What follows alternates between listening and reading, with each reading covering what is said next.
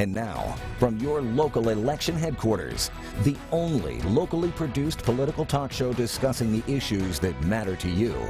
This is Big Country Politics on KTAB.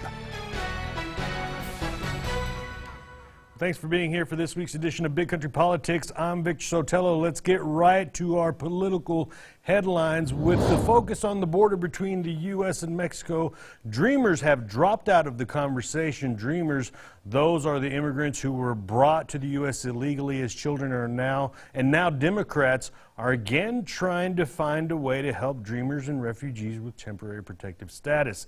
KTAB Washington Bureau correspondent Anna Warnicki has an update.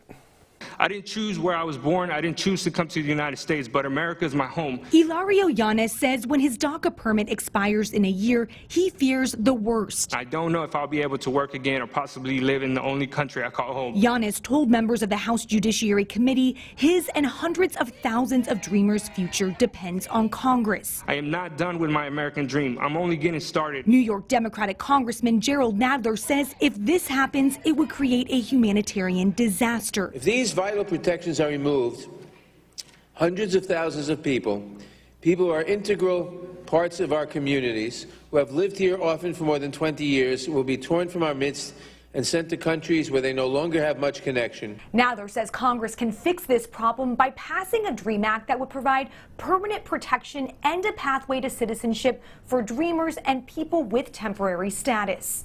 But California Republican Congressman Tom McClintock says any DREAM Act must also address border security. At the same time, we must fully secure our border and fully enforce our immigration laws. McClintock says without border security, the measure will die in the Republican-controlled Senate. A vote that goes nowhere is not enough. Democrats plan to reintroduce the DREAM Act next week. In Washington, I'm Anna Warnicki. In keeping with border news, U.S. Border Patrol says the record number of migrant families are crossing the southern border this year, and agents are at a breaking point. Border Patrol released new details on a $190 million migrant process center being built in El Paso. The new center will help agents process migrants more efficiently. Here's Anna Warnicki. The system is well beyond capacity and remains at a breaking point. U.S. Customs and Border Protection Commissioner Kevin McAleenan says the agency is overwhelmed. More young children are arriving at our border, and we are seeing migrants arrive with illnesses and medical conditions in unprecedented numbers. New statistics released Tuesday show that in February, Border Patrol had over 76,000 apprehensions, a 97% increase from this time last year. Border Patrol Chief of Operations Brian Hastings says they expect this trend to increase, and agents aren't prepared. We're devoting a large amount of our daily resources to this. The facilities and the manpower cannot support the continued increase in the apprehensions of family units. The commissioner says they are working to accommodate the surge of migrant families and unaccompanied children. The agency is building a $190 million additional migrant processing center in El Paso that will hold up to 800 people. This will help us protect the health and safety of families and children in custody while streamlining operations and reducing the time that we're holding families and children. El Paso Democratic Congresswoman Veronica Escobar says the new facility is long overdue. Escobar sent a letter to CBP offering assistance from local organizations. The processing center is expected to open by April 15th. In Washington, I'm Anna Warnicki. Now to our eye on religion. One local church is trying to bring their congregation together in a time of disagreement.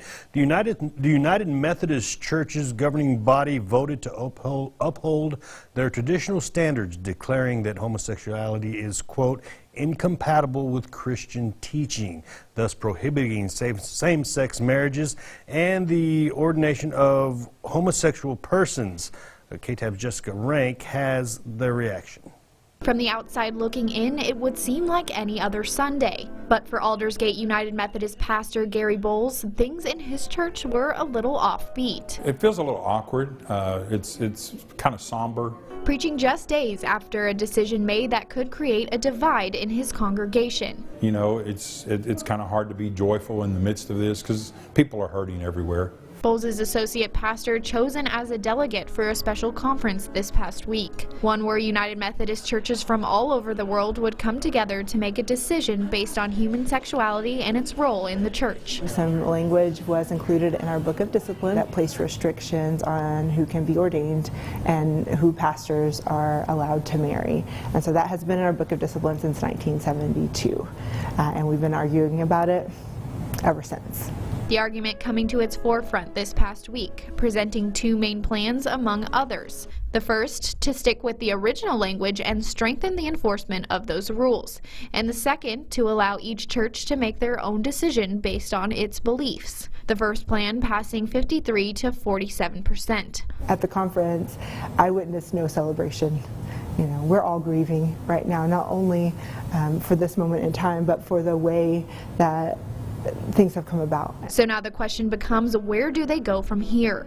Both Amy and Gary using this Sunday to unite their congregation in a time of division. We try to be cognizant and aware of those people who are on both sides of this issue, knowing that as the pastor, most myself and Amy, that we're leading everybody through this process. I think we'll just remind people that they are safe here, that everyone is welcome here, and that there are faithful people on all sides of this issue seeking to be faithful to the gospel. Reminding their members that what unites them is greater than what divides them. In Abilene, with coverage you can count on, Jessica Rank, KTAB News.